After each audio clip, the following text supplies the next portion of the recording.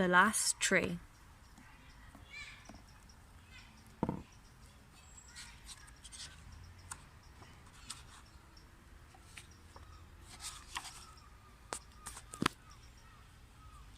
When I was a boy, besides being small for my age, I was enormously bored. To entertain me, my dad told stories about the world when he was young. His favourite thing was rolling around in the grass with his best friend. Cartwheels on Monday, leapfrog on Wednesday, and kite flying on Sunday.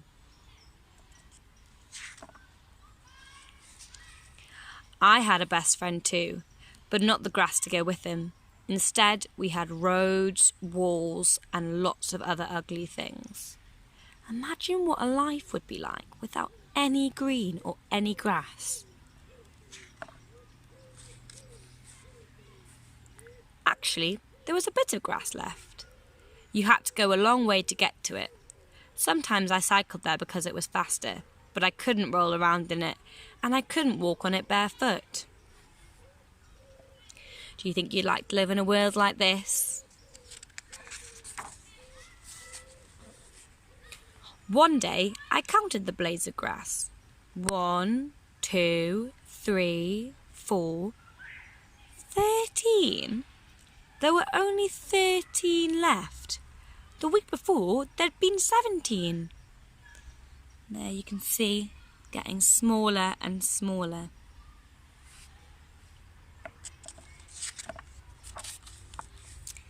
When I got home, I lost myself in my books. To see some green, some leaves, some happiness.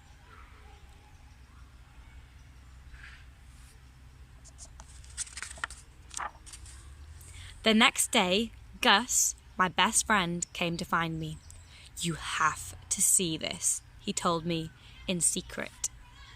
I wonder what it is. What could he possibly be showing? We jumped on our bikes and I followed him. I followed him for such a long time, my legs hurt. Can you see them? They're all the way down here with their bikes.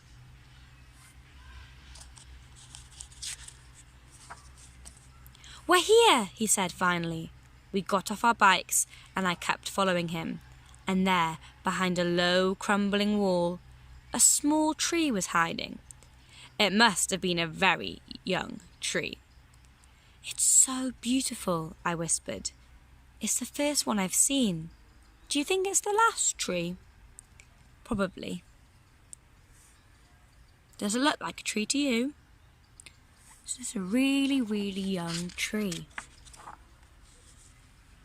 We stayed a long time, looking at it without moving, without speaking. That night I dreamt about it. I imagined it tall, huge even, and majestic.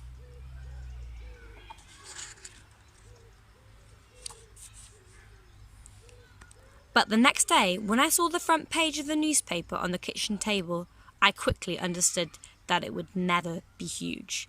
The headline read, 247-floor luxury condo, construction to start this week. And next to the headline, a photo of the broken down wall hiding our little tree. What do you think this means? If they're building a luxury condo, what do you think this means to the little tree? Probably won't survive very long. My parents looked on, surprised, as I ran to the garage. My bike was waiting. Together, Gus and I rode as fast as our legs and wheels could go.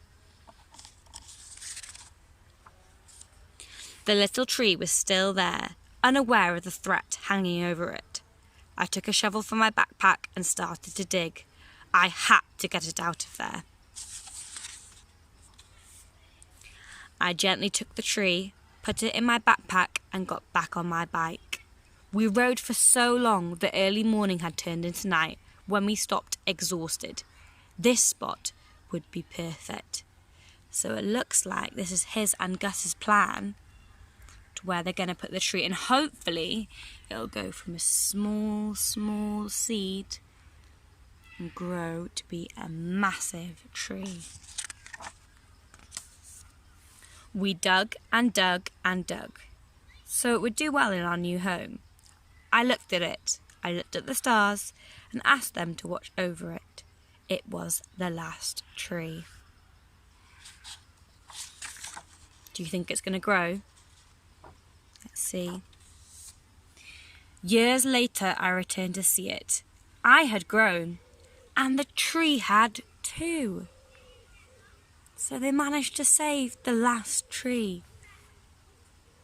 That's so amazing. Let me know what you thought of the story. The last tree.